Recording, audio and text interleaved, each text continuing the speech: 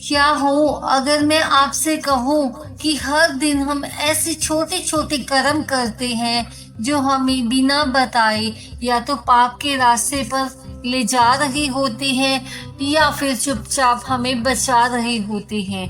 और आश्चर्य की बात यह है कि ये कर्म बहुत बड़े नहीं होते, ये मंदिर बनाने जैसे कठिन काम नहीं होते, ये केवल 5 साधारण से दैनिक कर्म होते हैं जिन्हें अगर मनुष्य सच्चे भाव से कर ले तो उसका जीवन बदल सकता है, उसकी किस्मत बदल सकती है और मृत्यु के बाद की राह भी उजली हो सकती है।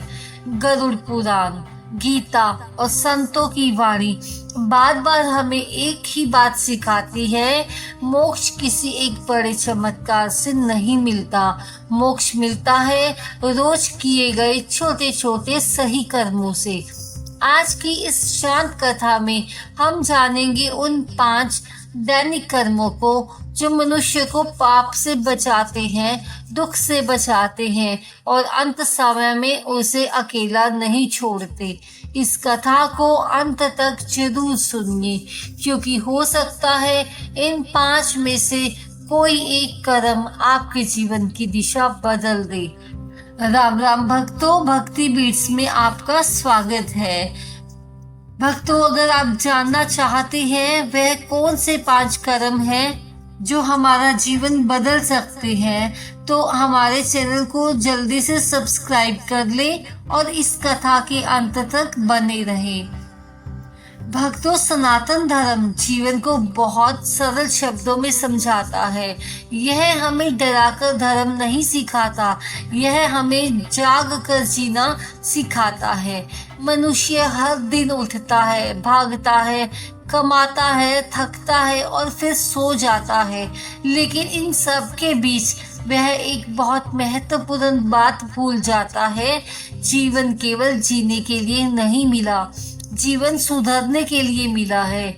गरुड़ पुराण कहता है, मनुष्य का हर दिन उसके अगले जन्म की नींव रखता है। हर विचार, हर शब्द, हर कर्म उसके भविष्य का रास्ता बनाता है। इसीलिए संतों ने कहा है, बड़े पुण्य की चिंता मत करो, बस रोज के छोटे छोटे सही कर्म करते रहो, क्योंकि वही छोटे कर्म धीरे धीरे आत्मा को प्रकाश की ओर ले जाते हैं।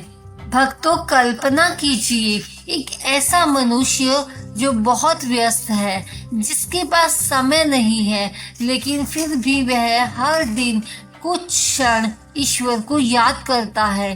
धीरे धीरे उसका मन बदलने लगता है, क्रोध कम होने लगता है, चिंता हल्की होने लगती है और भीतर एक अनजानी शांति जन्म ले लगती है।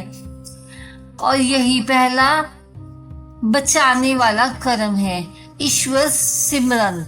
जब मनुष्य हर दिन कुछ क्षण अपने से बड़े सत्य को याद करता है तो उसका अहंकार टूटने लगता है, और जहाँ अहंकार टूट जाता है वहीं से दुख कम शुरू हो जाते हैं।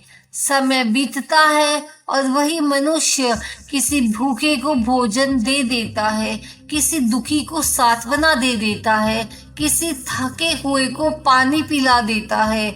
उसे लगता है उसने कुछ छोटा किया, लेकिन गरुड़ पुराण कहता है, ऐसे छोटे कर्म और आत्मा के चारों ओर एक अदृश्य रक्षा कवच बना देते हैं। फिर एक दिन वही मनुष्य सीख जाता है कि गलत शब्द बोलना आसान है, लेकिन सही शब्द बोलना सच्चा तप है।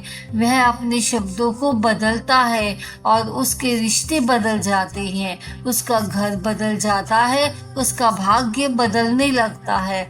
धीरे धीरे वह क्षमा करना सीख जाता है और उसी दिन उसके भीतर का सबसे भारी बोझ उतर जाता है।